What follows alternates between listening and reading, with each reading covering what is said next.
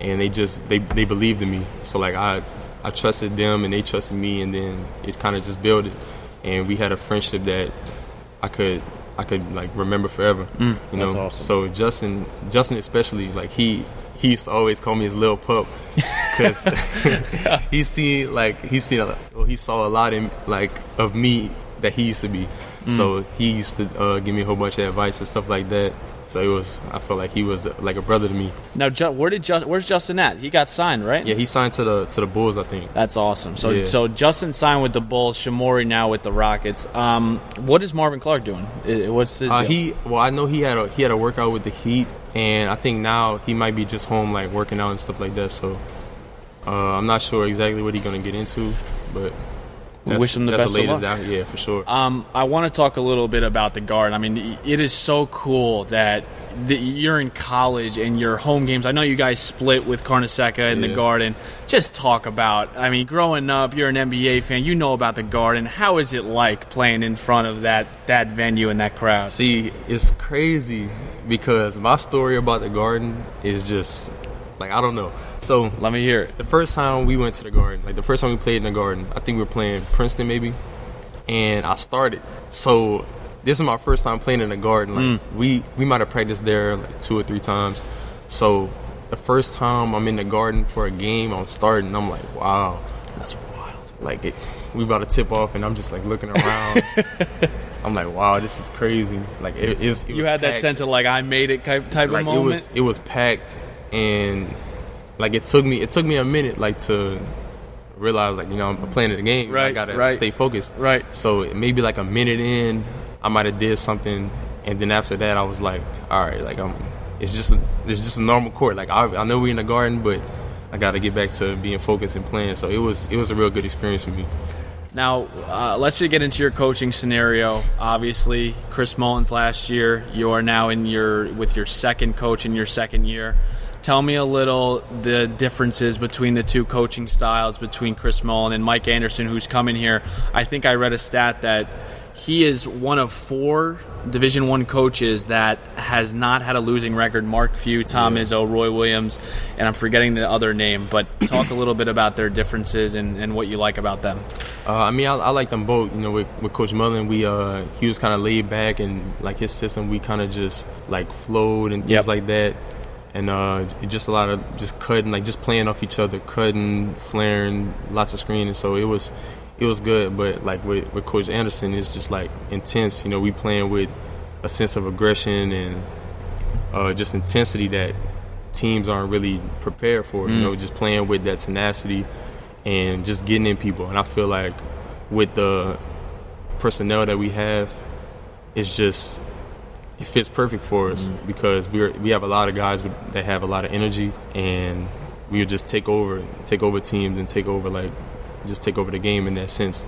Now, was Anderson, is he a lot more intense, would you say? That's the feel. Like when I see Mullins, I see a player coach. I see a guy that is very smart, but is he the type of guy that would get into guys? Because for me, Anderson is definitely that type of I'm gonna get in your face type of coach. Talk a little bit about that. I mean, he's a very traditional coach, so he's kind of laid back. Okay, but it's just that, like, if you do what he wants done, then he doesn't have to like get on us or yell at us. So it's really just on us effort-wise, because all he wants for us to just play with effort, play with energy, and if we do that, then everything else will flow. So, are you a big NBA guy? You love watching the NBA or no? Yeah, I watch every now and then. Like, any guys that you look at, try to emulate your game after? Some guys you like, some guys you try to replicate what they do. Any ones that you look up to? I like Steph Curry, and like Devin Booker. Like I watch Devin Booker a lot, and like Damian Lillard, just being like quick and stuff like that. If you had to describe your game, what are you? Are you more of an athlete? Are you more of a shooter? Like, what would be your type of game? I feel like I'm a distributor. And when it's needed, I can attack and go to the goal and create contact and dish off and stuff like that. I feel like I can just facilitate and get everybody involved. And defensively, I mean, you had a couple of big games block-wise. Talk a little about your impact defensively. Yeah, I feel like, last year just bringing energy, I felt like that was my role. Yep. So I took pride in that, and whatever my assignment was, I wanted to take care of that. You know, whether it was like Miles Powell or Marcus Howard, like any of those guys that were terrific scorers in the league, I tried to put pride in like my defense and guarding them and doing what's best for the team. Toughest guy you've had to guard your freshman year? Because you had a couple. You just named a couple. Miles Powell, Marcus Howard. I mean, those are 2 elite scorers here. And Marcus Howard's coming back. And I think Miles Powell as well. Toughest guard that you had to cover? Let me see. I would say Marcus Howard, just because he's quick and he has a lot of range. You know, so you have to pick him up higher than usual. Mm-hmm. So he's like, and step back and quickness and things like that. So he's a great scorer. Toughest place that you've played? I know you guys went to Duke. First of all, let's get into that real quick. Let's get into that real quick. We talk about the Garden. We'll talk about Duke real quick. That is amazing. You're a freshman. You come in here. You're playing at the Garden. You're going to Cameron Indoor. Yeah. Talk a little bit about Cameron, how special that place is. That would definitely be the hardest place to play, for sure. Really? It's before the game even starts. We come in for shoot around and everyone's there, and like they know all our names and like everything about us and stuff like that. So it was crazy. It was funny to me, but like that was a great experience. Like, just it's so compact and it's so loud in there. So the game is just like we had to scream at each other to hear each other for real. But it was great. The crowd was into it and stuff. It was wild. And you got to go against the GOAT, Coach K. Yeah. I mean, shaking his hand, that's another thing. Like, these are things you're checking off. We're talking like we talk about sports bucket lists. Like, you did a bunch of these in a year, man. A year. Are you guys doing anything with preseason tournament wise? You guys going anywhere this year? I'm not sure. I know we have like a couple like tournament games. Well, not tournament games, but the 4-team tournament games. Yep. The Gavitt games or whatever. Yeah, stuff like that. Yeah, I think we have like Arizona State, and I think it's the 4 teams is Arizona State, UMass, Virginia. Oh, wow. And then us. Okay. So that's one. Little revenge game. Arizona State. Yeah. Little revenge game. I want to go back to your high school career real quick here, and I think the biggest thing is, you're the guy your senior year, right? And a lot of these 4-star recruits, 5-star recruits, and wherever you come from high school, when you come to college and it's your freshman year, it's like you're now a small fish in a big pond. What is that kind of transition like, going from, I think you scored 18, 20 points a game in high school, to now getting here and it's like your role is to bring energy? Mm-hmm. Was that hard for you, or is that just something you're doing for the team? We'll talk a little bit about that. I mean, it was kind of a transition, just like having to find my spots throughout everybody, just because it's like a small fish in a big pond. Mm-hmm. But at the same time, bringing energy is something that I could stand out in, and then those things like offense and stuff like that could come eventually. Mm-hmm. So I felt like bringing energy and stuff like that, it would like my shots and like getting involved, it will come after I bring my energy and stuff like that. So it was kind of a transition. I've always been a team guy, so it wasn't really that much of a transition, but it was just about picking and choosing my spots. Let's go back to what you were saying. We were talking about Cameron. Give me the toughest place to play in the Big East. Is it Villanova? Is it going to Marquette? Give me the toughest place to play in the Big East, if you had to give me. Let me think. Honestly, I might say Georgetown. Georgetown. Yeah, okay. Just because those are some great games. Just because of the rivalry between us, like everyone's involved. Like there's no second that I think somebody in the crowd was not looking at the game. So, and even then for shoot around, it's like everyone's there. Everyone's like watching the shoot around, talking to us. It's great. That's awesome. It's a great atmosphere. Last one here, and I remember I tweeted this out that you were coming on the show.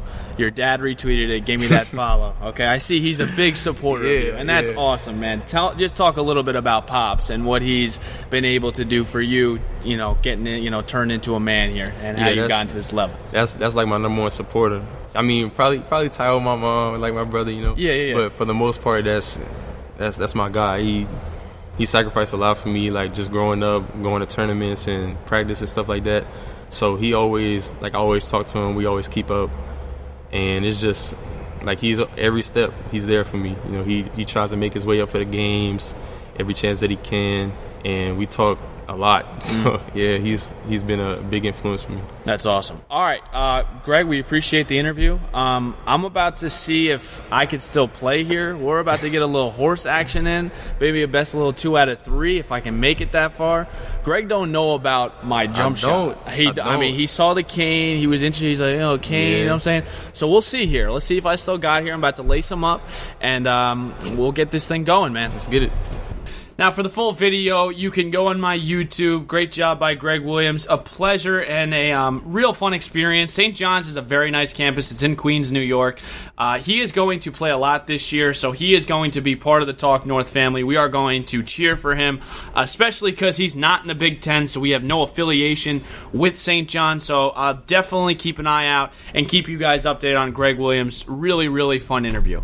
Okay, so this is kind of interesting. I wanted to kind of steer away from the Twins today, and I wanted to get into something that I saw on The Score. And this should bother all of you guys today here, okay? Joe Sacco, Zeke, all my loyal listeners. This should bother you today.